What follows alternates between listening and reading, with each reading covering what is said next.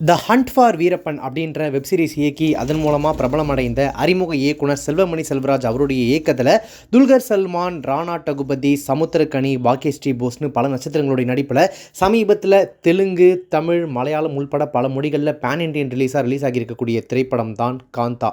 தியேட்டர்ஸில் release ஆகியிருக்கக்கூடிய இந்த திரைப்படம் எப்படி இருக்குது அப்படின்னு பார்த்தீங்கன்னா, முதல்ல படத்தினுடைய கதை 1950களில் தமிழ் சினிமாவில் பெரிய இயக்குனராக இருந்து சரிந்து போன ஐயா, அதாவது சமுத்திரக்கனி கேரக்டர் தன்னுடைய கனவு படமான சாந்தா படத்தை உச்ச நடிகரும் அவருடைய சிஷ்யருமான டி.கே. மகாதேவன், அதாவது துல்கர் சல்மானை வச்சு இயக்குறாரு. இவங்க ரெண்டு பேருக்கும் இடையில் உள்ள அகங்கார மோதல், அதாவது அந்த ஈகோயிஸ்டிக் கிளாஷ்னால் அந்த படம் பாதியிலே நின்று போகுது. இந்த நிலையில் பெரும் நஷ்டத்தில் இயங்கக்கூடிய மாடர்ன் தியேட்டர்ஸின் உரிமையாளர் மார்ட்டின், அதாவது ரவீந்திரா விஜய், அந்த படத்தை மீண்டும் தொடர முயற்சி செஞ்சு அதுக்கு ஐயாவையும் மகாதேவனையும் சம்மதிக்க வைக்கிறாரு. அதாவது ஈகோ கிளாஷில் படத்தை ஆரம்பிக்க மாட்டேன் அப்படின்னு ஒருத்தருக்கு ஒருத்தர் முகம் பார்த்துக்காத ஐயாவையும் மகாதேவனையும் அவர் தான் சமாதான பேச்சுவார்த்தை நடத்தி ஒருத்தருக்கு ஒருத்தர் சேர்த்து வச்சு அந்த படத்தை ஸ்டார்ட் பண்ணுறாரு. மகாதேவனுடைய சினிமா வாழ்க்கையை முடிவுக்கு கொண்டு வர்றதுக்கு அந்த படத்தின் புதுமுக கதாநாயகியாக குமாரி, அதாவது படத்தோட ஹீரோயினான பாக்கியஸ்ரீயை அறிமுகம் செஞ்சு அகங்கார பகடையாடுறாரு ஐயா. அதாவது அந்த ஈகோ கிளாஷ்க்கு அடுத்த கட்டத்துக்கே எடுத்துகிட்டு போகிறார் அப்படின்னு சொல்லலாம். இந்த அகங்கார மோதலின் பின்னணி என்ன, ரெண்டு பேருக்கும் நடுவில் இருக்கக்கூடிய அந்த ஈகோவுக்கு பின்னாடி இருக்கக்கூடிய அந்த ஃப்ளாஷ்பேக் என்ன, இறுதியில் சாந்தா படம் நிறைவடைஞ்சதா இல்லையா, ஐயா மகாதேவன் அவங்க ரெண்டு பேருக்கும் இடையில் இருந்த அந்த ஈகோ என்ன ஆனது போன்ற கேள்விகளுக்கு பதில் சொல்லியிருக்கக்கூடிய திரைப்படம் தான் இந்த காந்தா திரைப்படம். ஓகே, இப்போ இந்த காந்தா திரைப்படத்தில் நடிச்சிருக்கக்கூடிய நடிகர்கள் எப்படி நடிச்சிருக்காங்க அப்படின்னு பார்த்தீங்கன்னா, முதல்ல படத்தினுடைய ஹீரோ துல்கர் சல்மான். 50களில் அந்த கதாநாயகர்கள் எப்படி இருப்பாங்க, அவங்களுக்குன்னு இருக்கக்கூடிய அந்த தனித்துவமான ஹேர் ஸ்டைல், பாடி லாங்குவேஜ், அந்த நாயக மிடுக்கு அப்படின்னு சொல்லி அந்த கதாபாத்திரமாகவே வலம் வந்து அந்த டி.கே. மகாதேவன் அப்படின்ற கதாபாத்திரத்திற்கு பயங்கரமாக உயிர் கொடுத்து அந்த கதாபாத்திரத்தை ரொம்ப அட்டகாசமாக கையாண்டிருக்காரு துல்கர் சல்மான். காதல், கோபம், ஆக்ரோஷம், வஞ்சகம், அகங்காரம் என அந்த கதாபாத்திரத்தின் தனிப்பட்ட வாழ்க்கை பரிமாணங்களையும் தன்னுடைய நேர்த்தியான நடிப்பால் ஆழமாக்கி நடிப்பு சக்கரவர்த்தி அப்படின்னு அந்த கதாபாத்திரத்தினுடைய அடைமொழிக்கு ரத்தமும் சதையுமா நியாயம் சேர்த்திருக்காரு துல்கர் சல்மான். அடுத்த திரைப்படங்களின் மூலமாக அவர் நடிப்பில் வேற பரிமாணங்களை தொட்டுட்டு போயிட்டே இருக்காரு. அவர் உண்மையாகவே நடிப்பு சக்கரவர்த்தி தான் அப்படின்றத படத்தினுடைய பல காட்சிகளை நிரூபிச்சிருக்காரு. படத்தின் மற்றொரு துருவமாக பெரிய அலட்டல் இல்லாத உடல் மொழியில் வந்து எமோஷன் காட்சிகளில் தன்னுடைய அடர்த்தியான பங்களிப்பால் சமர் செஞ்சிருக்காரு நடிகர் சமுத்திரக்கனி. அங்கங்கே வரக்கூடிய நையாண்டி வசனங்களில் கனியின் ட்ரேட்மார்க் டச் நச்சுன்னு இருந்துச்சு பார்க்குறதுக்கு. இதுவரைக்கும் நம்ம பார்க்காத ஒரு சமுத்திரக்கனியை இந்த கதாபாத்திரத்தில் நம்ம பார்ப்போம். ஐயாவா அவ்வளோ ஒரு வேரியேஷன்ஸ் கொடுத்துருக்காரு. ஆனால் அந்த வழக்கமான இல்லாத கதாபாத்திரங்களில் அவருடைய வழக்கமான அந்த மேனரிசங்களும் அவருடைய அந்த பாடி லாங்குவேஜையும் அவர் இன்க்ளூட் பண்ணியிருக்கிறது அந்த கேரக்டரை ஒரு மாதிரி ஃப்ரெஷ்ஷாக ப்ரெசென்ட் பண்ணியிருக்கு அப்படின்னே சொல்லலாம். அந்த கால கதாநாயகிக்கான தோற்றத்தோட குரு மீதான மரியாதை, காதலன் மீதான மோகம், அப்பாவித்தனமான அணுகுமுறை, ஜெயிச்சே ஆகணும் அப்படின்ற வெறி என்பதாக கனமாகி கொண்டே போகக்கூடிய கதாபாத்திரத்தை சிரமம் இல்லாமல் தாங்கி கவனிக்க வைக்கிறாங்க ஹீரோயின் பாக்கியஸ்ரீ. ராணா டகுபதியின் கலகலப்பும் ஆக்ரோஷமும் நிறைந்த நடிப்பு சில இடங்களில் நடிக்க வச்சாலும் பல இடங்களில் கொஞ்சம் ஓவர் டோஸாக மாறி தொந்தரவு பண்ணுது. படம் முழுவதும் ஒரே மாதிரியான பதற்ற உடல் மொழியிலேயே வந்தாலும் சின்ன முகபாவனைகளால் கச்சிதமான பங்களிப்பை தந்து மனசில் நிற்கிறாரு பிரிஜேஷ் நாகேஷ். இந்த நடிகர்கள் இல்லாமல் மற்றபடி ரவீந்திரா விஜய், நிழல்கள் ரவி, காயத்ரி, பகவதி பெருமாள், வையாபுரி ஆகியோர் தங்களுக்கு கொடுக்கப்பட்ட கதாபாத்திரங்களில் குறைவில்லாத நடிப்பை வழங்கியிருக்காங்க. ஓகே, படம் தொழில்நுட்ப ரீதியாக, அதாவது டெக்னிக்கல் ஆஸ்பெக்ட்ஸில் எப்படி எடுக்கப்பட்டிருக்கு அப்படின்னு பார்த்தீங்கன்னா, பெரும்பாலும் ஒரே மாதிரியான செட், அங்கங்கே வரக்கூடிய கருப்பு வெள்ளை காட்சிகள், நவீன சினிமாவிற்குள்ளே வரக்கூடிய 50களின் சினிமா, அவற்றுக்கான பிரத்யேக ஒளியமைப்பு, அந்த கால மெட்ராஸ், கதாபாத்திரங்களுடைய அகத்தி, அதாவது அந்த உள்ளே இருக்கக்கூடிய விஷயங்களை பேசக்கூடிய ஃப்ரேம்கள் என ஃப்ரேமுக்கு ஃப்ரேம் பெரும் உழைப்பை கொட்டி படத்தினுடைய முதுகெலும்பா படத்தை மொத்தத்தையும் தாங்கி நிற்கிறாரு படத்தினுடைய ஒளிப்பதிவாளரான டானி சான்சஸ் லோபஸ். இவர் தான் கீர்த்தி சுரேஷ் தேசிய விருது வாங்கின மகாநதி, அதாவது நடிகர் திலகம் திரைப்படத்துக்கும் ஒளிப்பதிவு பண்ணியிருந்தார் அப்படின்றது குறிப்பிடத்தக்கது. இவருக்கு வரைகலை குழுவின் துல்லியமும் கை கொடுத்திருக்கு. சினிமாவிற்குள்ள சினிமா முன்னும் பின்னும் நகரும் முதற்பாதி என வடிவ ரீதியாக ரசிக்க வைக்கிறதோடு மட்டுமல்லாமல் எமோஷன் பாதையிலையும் தடையில்லாமல் பயணிக்க வைக்கிறாரு அல்லது பயணிக்க வைக்க ட்ரை பண்ணியிருக்காரு படத்தொகுப்பாளர் ஆண்டனி. 50களில் சினிமாவில் இருக்கக்கூடிய செட்டில் இருக்கக்கூடிய சின்ன உபகரணங்கள், அந்த ப்ராப்பர்ட்டிஸ்னு சொல்லுவாங்க இல்லையா, அது கதாபாத்திரங்கள் பயன்படுத்தக்கூடிய பொருட்கள் என நுணுக்கமான உழைப்பு படம் நெடுக நிறைய இடங்களில் மிளருது. ஸ்டுடியோக்கள், அந்த கால மெட்ராஸ் கட்டடங்கள், போஸ்டர் டிசைன்கள் என வெளிப்புறத்திலையும் கலை இயக்குனர் ராமலிங்கத்தின் பங்களிப்பு அட்டகாசம் செஞ்சிருக்கு. பல இடங்களில் அவருடைய ஆர்ட் ஒர்க் நல்லா இருந்தாலும் கூட ஒரு சில இடங்களில் ரொம்ப மெனக்கெட்டு இது பாருங்கள், நாங்கள் அதெல்லாம் பண்ணுவோம், நாங்கள் அதை அப்படியே ப்ரெசென்ட் பண்ணுறோம் பாருங்கள் அப்படின்ட்டு கொஞ்சம் ஓவராக வேலை பார்த்துருக்காங்களோ அப்படின்றதும் யோசிக்க வைக்கிற மாதிரி தான் இருந்துச்சு. ஏங்க இதில் என்னங்க இருக்குது, அவங்க அவ்வளோ மெனக்கெட்டுருக்காங்கன்னா பார்க்க நல்லா தானே இருக்கும் அப்படின்றீங்களா?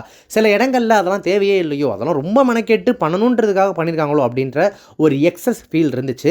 ஜானு சந்தர் அவருடைய இசையில் கண்மணி நீ பாடல் உருக வைக்குது. இந்த எமோஷனல் ரோலர் கோஸ்டர் பயணத்திற்கு தேவையான பின்னணி இசையை வழங்கியதோடு மட்டுமல்லாமல் கதாபாத்திரங்களையும் மெருகேற்றியிருக்காரு தன்னுடைய இசையின் மூலமாக ஜாக்ஸ் பிஜாய். ஒப்பனை, ஆடை வடிவமைப்பு, கூட்டணியின் உழைப்பு இன்னும் யதார்த்தத்தை படத்தில் கூட்டியிருக்கு. டி.கே. மகாதேவன் ஐயாவின் அறிமுகத்தோட கடகடன் கதைக்குள்ள ஓடுது படத்தினுடைய திரைக்கதை. அந்த ஓட்டத்தினூடாகவே இரு கதாபாத்திரங்களுடைய மடிப்புகள், அதாவது அந்த கேரக்டர்ஸோட கேரக்டரிஸ்டிக்ஸ் அப்படின்னு சொல்லுவாங்க இல்லையா, அதெல்லாம் சிறிதாக அப்படியே கொஞ்சமாக விரிவடைய ஆரம்பிக்குது. முன்கதையும் பின்கதையும் முன்னும் பின்னும் சுவாரஸ்யமாக பேசி ரசிக்க வைக்குது செல்வமணி செல்வராஜ் தமிழ் பிரபாவின் எழுத்து கூட்டணி. அந்த கால சினிமாவிற்கு ஏற்ற வசனங்கள், கதாபாத்திரங்களை விளக்க உதவும் வசனங்கள் போன்றவை கச்சிதமான எழுத்திற்கு உதாரணமாக அமைஞ்சிருக்கு. இரண்டு பேரும் செட்லேயே மோதிக்கொள்றதை மேம்போக்காக சித்தரிக்காம அவற்றினூடாக இருவரின் கருப்பு வெள்ளை பக்கத்தையும் ஆழமாக விவரிக்குது சில காட்சிகள்.